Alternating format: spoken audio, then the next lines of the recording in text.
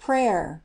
O Mary, O my most dear mother, in what an abyss of evil I should find myself, if thou, with thy kind hand, hadst not so often preserved me!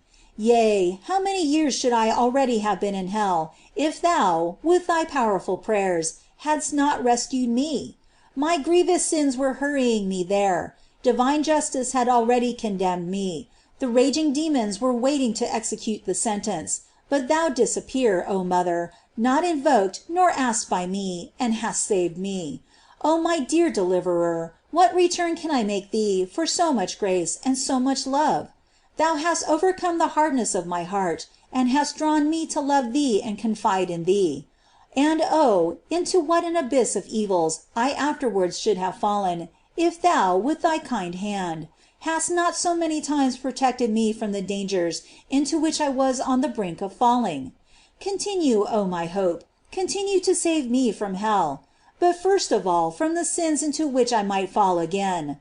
Do not permit that I shall have to curse thee in hell. My beloved Lady, I love thee, and how can thy goodness endure to see one of thy servants, who loves thee, lost? Ah, obtain for me the grace to be no longer ungrateful to thee and to my God, who for love of thee hath granted me so many favors.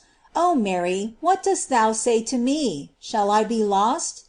I shall be lost if I leave thee. But who will any more venture to forsake me? Shall I ever forget thy love for me? Thou, after God, art the love of my soul. I dare live no longer without loving thee. I bless thee, I love thee, and I hope that I shall always love thee in time and in eternity, O creature most beautiful, most holy, most sweet, most amiable of all creatures in this world. Amen.